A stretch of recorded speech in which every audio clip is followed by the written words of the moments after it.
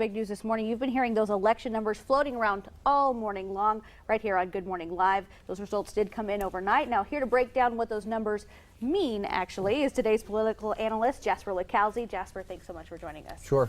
So go ahead and just give us an overall kind of what happened, what you think the closed primaries, what effect they had. Well, and I think that the big story is how little effect those closed primaries had. Everyone saying this is going to be the end of the republic. This is such a change that's going to have, that these radical conservative Tea Party people are going to take over the Republican Party. And it didn't happen. You look throughout the state, there's the moderates, if you want to call them that, still won. The incumbents won, Canyon County and Ada County. The people who did lose wasn't because of the closed primary.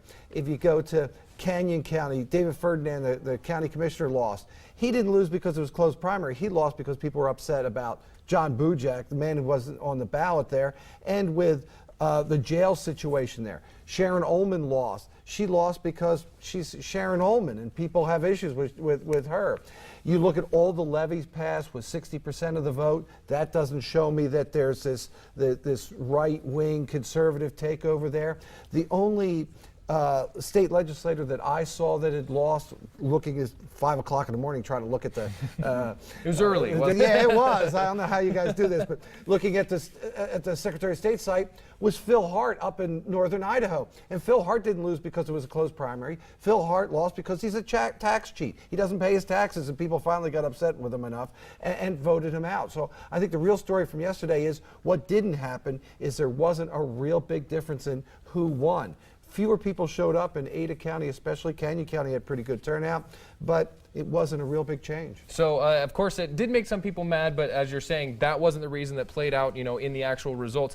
There were some interesting things, though. Even the fact that there were Democratic primaries in Idaho, that's pretty rare, right? Right. There were. The Democrats had more candidates out there than usual. They had a lot of competitive elections. If you look especially in District 19, which we usually saw, we saw candidates spending, Democratic candidates spending over $10,000, which we don't usually see in a primary. So the Democrats will have more candidates in November than they usually do. This is a presidential year, though, and Democrats in the state of Idaho don't do too well in presidential years, though. So they have a better chance to pick up seats. Whether they do or not, I'm not so sure. Now, there are some smaller scale races that might be overlooked by people, and even though his campaigning efforts are over, Ron Paul is still trying to make waves, right? Yeah, and this is what you have here is when you went in to vote, and I don't know if everyone saw, if you go all the way down to the end, there's the precinct committee people that you have to vote for. And some people skip them, and I don't know when we'll see results of that, be able to hash through all that. But there was a number of supporters of Ron Paul who were pushing to get elected as committee people. He said, well, what's the big deal about that? Well, they'll be in there for the county meetings of the party and help decide who's going to go to the state convention.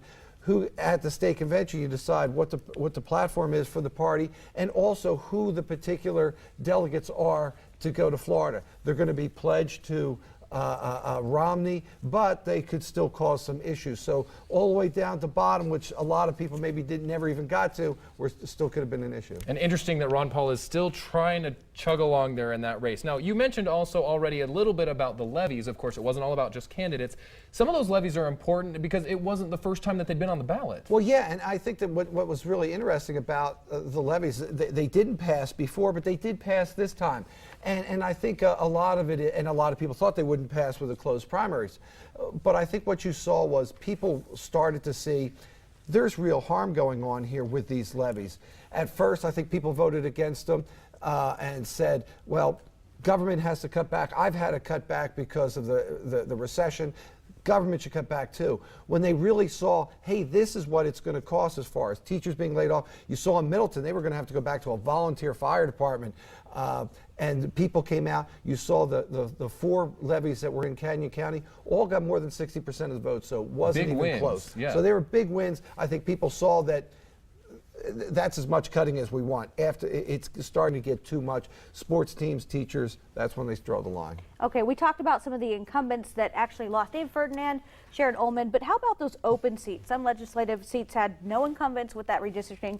making things pretty interesting, I guess. Yeah, and that's what you saw with a lot of seats here. You know, incumbents always have the advantage, but there was some where there weren't incumbents there, so you had a number of challengers running. You could have 3 or 4 people running. That's a very important.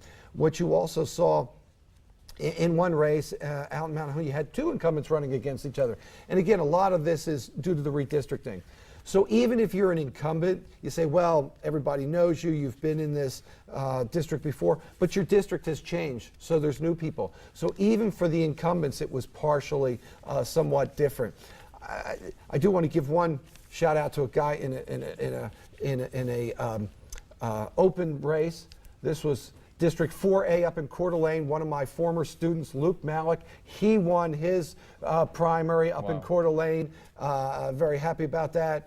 I wasn't always sure, but it seemed like Luke might have paid some attention in class then. So I'm glad. So Luke up in Coeur d'Alene, congratulations. Probably had a good teacher, I think. I don't know. And definitely a lot of stuff going on, and we'll continue to talk about this and have all this on our website at KIVI-TV.com in case you miss any of the final results or anything at the polling locations. Thanks so much, Jasper, for being with us and kind of going over everything this morning.